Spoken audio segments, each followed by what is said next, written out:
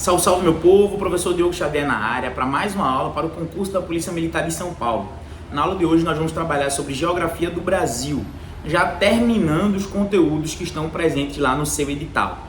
A gente hoje vai estar trabalhando sobre crescimento populacional, sobre dinâmicas e essa questão da industrialização, tudo isso que está presente no edital de vocês. Então a gente vai estar trazendo esse conteúdo. Aqui no nosso canal, nessa playlist da PMSP, a gente tem História Geral, História do Brasil, Geografia Geral e Atualidades. Então a gente já tem todo esse conteúdo e com a aula de hoje tratando sobre Geografia do Brasil, a gente conclui esse processo aí. E aí nós vamos ter a aula de resolver questões e teremos, inclusive, o nosso aulão no dia 12. Então você que quer um aulão específico de Geografia, História e Atualidades, fala comigo através do WhatsApp que fica aqui na descrição, beleza? Então fala comigo através da descrição que aí você pode ter acesso a esse material, tranquilo? E dizer também, curta, comente e compartilhe, não passe por esse vídeo sem deixar sua curtida, seu comentário, isso ajuda muito o nosso canal a crescer, beleza? Então a gente vai começar tratando, como tem lá no edital de vocês, sobre os aspectos da população brasileira. Então vamos lá.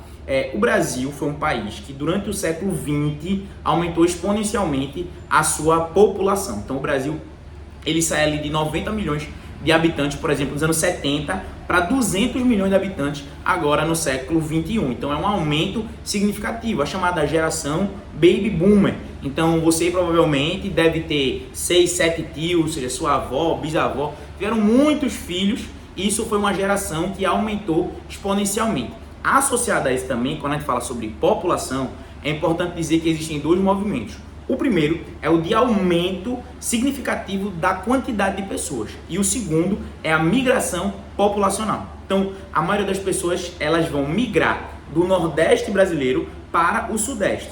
Então, é o que nós chamamos de êxodo rural. Nos anos 50, 60, 70, está acontecendo esses dois movimentos no país. Então, um aumento da população e uma grande quantidade de pessoas saindo do campo e indo para a cidade. É o que nós chamamos de êxodo rural. Essa população do sertão nordestino principalmente, estados como Ceará, que quase um terço da população migram nesse processo. Tudo bem? Então, é isso que a gente vai observar nesse momento sobre essa dinâmica populacional que existe no país como um todo. E aí vai acontecer principalmente para São Paulo. Então, o estado de São Paulo é um estado formado com a base de migrantes, sobretudo do Nordeste brasileiro. Você vai ter também para o Rio de Janeiro, que na época vai ser a capital do Brasil, e a nova capital do Brasil, a formada capital do Brasil, que é Brasília, que vai necessitar de um imenso contingente populacional, que vai ser o que nós chamamos de candangos. Quem são os candangos? São aquelas pessoas que vão construir Brasília. Então essas pessoas que ajudam a construir Brasília são os chamados candangos. E esses vão ter um papel primordial nesse processo migratório do nosso país, tudo bem? Então esse processo ele é muito importante. Só que aí no século XXI a gente tem um outro processo, que é a mudança da pirâmide etária do Brasil. E isso é algo que você precisa compreender. Porque veja só, o que era muito comum? A gente tem uma pirâmide etária, pensa uma pirâmide normalzinha, uma base muito grande, então muitos jovens e adolescentes e poucos idosos. Então era a expectativa de vida da população brasileira circulava ali ao redor dos 70 anos, em geral 60, 70 anos ali. Com o decorrer do tempo, a melhora das questões de saúde, da condição de vida da população, as pessoas idosas, né, a expectativa de vida vai chegando aos 80 anos. Em alguns lugares do Brasil, inclusive com melhor condição social, inclusive a expectativa de vida, ela varia de acordo com a condição social da população, certo? Isso é muito importante. Você vai tendo o quê? Muito mais idosos no Brasil e muito menos jovens. É só a gente analisar aqui. Eu falei para você, os pais, avós de vocês tiveram 6, 7, 8 filhos. Hoje em dia a geração, na verdade a geração dos nossos pais já é uma geração que tem 2, 3. E a geração que tem 30 e poucos anos hoje em dia, ela tem ainda menos filhos, é um filho. Muitos casais que decidem não ter filhos. Então o que acontece? A pirâmide etária do Brasil está se modificando. Isso é algo importantíssimo quando a gente pensa a demografia brasileira. Nós somos um país que tem cada vez mais idosos e cada vez menos jovens e adolescentes. E que tem um crescimento populacional muito mais lento. No censo de 2022, a expectativa era que o Brasil passasse de 210 milhões de habitantes. O Brasil chegou a 203 milhões de habitantes. O que significa isso? A gente cresce, mas cresce pouco. E a expectativa para o próximo censo, ou seja, para os próximos anos, é que o Brasil pare de crescer e comece a diminuir a sua população. E isto é um problema, porque gente jovem é população economicamente ativa. São muitas pessoas em condições de trabalho que aumentam o PIB. População crescendo é o PIB aumentando. Então nós somos um país que envelheceu sem enriquecer.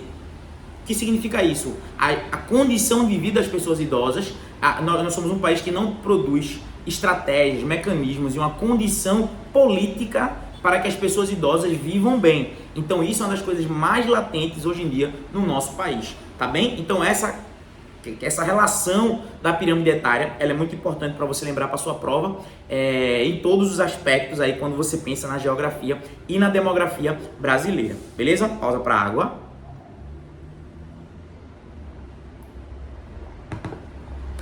E para dizer que você tem duas formas de ajudar o nosso canal a crescer. A primeira, curta, comente e compartilhe. Faça esse vídeo chegar para mais gente, espalhe o boato, se inscreve no canal, curta, comenta, compartilha. Isso ajuda muito a gente a estar crescendo. A segunda forma é quando você adquirir um dos nossos materiais. Então você pode adquirir o nosso aulão. Fala comigo aqui através do WhatsApp para assistir o nosso aulão. Vai ser online, vai ficar gravado. Tenho certeza que vai ser uma revisão muito boa. Ou quando você contribuir com qualquer valor através do Pix que fica aqui na descrição. Beleza? Vamos embora. Outro conteúdo muito importante também da gente entender é sobre a questão da industrialização do nosso país, as atividades econômicas. Então vamos lá. O Brasil é um país que a industrialização ela foi tardia e muito localizada. Então no estado de São Paulo existe um polo industrial muito forte, principalmente a região do ABC, e o ABCD hoje em dia, né, com Diadema, Santo André, São Bernardo, São Caetano, o ABC paulista. O Brasil já teve 20% do seu PIB voltado para a indústria, voltado assim, né, que tinha como papel crucial a indústria. Isso tem diminuído ano a ano. Por que eu digo que ela é tardia? Porque o Brasil só se industrializou de fato ali nos anos 30, durante o período de Vargas. Então o Brasil vem a se industrializar nos anos 30, ou seja, tardiamente, e localizado, porque sobretudo em São Paulo. Então alguns outros estados vão ter indústrias, tá certo? A região de Minas, né? Contagem é uma região muito industrial, mas a grande parte do país não é industrializada. E qual é o centro da economia do resto do país? Sobretudo o setor de serviços. Então o setor terciário, que estamos falando de comércio, estamos falando de serviços, de vendas, todo esse processo do setor terciário da nossa economia e não a industrialização. Qual é o problema? É um setor que emprega de maneira muito mais fluida, então tem muito mais demissão, emprega com menos qualificação profissional, não demanda tanta qualificação e paga menos. Então, o problema do Brasil não ter uma indústria forte tem todos esses aspectos que impactam o PIB do Brasil de maneira geral, tá certo? E aí, onde é que sai boa parte do PIB do Brasil hoje? Produção de produtos primários. Então, o Brasil hoje vende muita soja, minério de ferro, frango, ou seja, a gente vende bens primários. E isso acaba por não desenvolver e industrializar o nosso país, tá bem? Fontes de energia. Quais são as principais fontes de energia do nosso país? Nós temos uma grande fonte de energia por conta das nossas águas. Então o Brasil ele tem uma fonte que tem uma discussão se é renovável ou se não é renovável, que são as hidrelétricas, certo? Então o Brasil, por exemplo, venceu agora o acordo de Itaipu, que completou 50 anos, certo? Então Itaipu, que é na fronteira com o Paraguai, você vai ter aí uma relação bem importante nesse sentido, né, sobre a questão energética do Brasil, que também tem na sua fonte de energia o petróleo, certo? Então o Brasil ainda além de ter uma grande fonte de energia renováveis, certo? Então a gente fala sobre as águas, mas a gente também tem a energia eólica e a energia solar. O Brasil, por ter uma localização privilegiada e ter sol em boa parte do ano, a gente tem uma possibilidade, que ainda é pouco investida, é verdade, mas nas chamadas energias renováveis, de energia eólica e energia solar, que tem se desenvolvido ao longo do tempo, mas ainda é pouco utilizada se a gente for analisar o nosso potencial em relação aos demais países, sobretudo a nossa condição de ser um país onde o sol bate de maneira perpendicular. Isso tem a ver com o nosso horizonte, isso tem a ver com ter muito sol durante o ano inteiro, e energia eólica também. Nós temos espaços gigantescos onde cabem as energias eólicas, as usinas, né, obviamente, observando os impactos da natureza, que é algo também muito comum de acontecer. Beleza? E além disso, o Brasil também tem fontes de petróleo muito destacadas, sabe? A gente teve o pré-sal há pouco tempo, a gente tem locais de extração de petróleo, que inclusive, aí trazendo um tema até da atualidade, entram em discussões sobre a preservação ambiental. Por quê? Porque o Brasil tem uma tentativa de extração de petróleo em áreas que podem prejudicar do meio ambiente. Por exemplo, a extração de petróleo na foz do Amazonas. Aquilo pode prejudicar sobremaneira o curso do rio, de maneira geral, a floresta amazônica. Então existe uma discussão sobre a possibilidade de você extrair o petróleo através desses espaços onde você vai ter uma possibilidade de afetar o meio ambiente.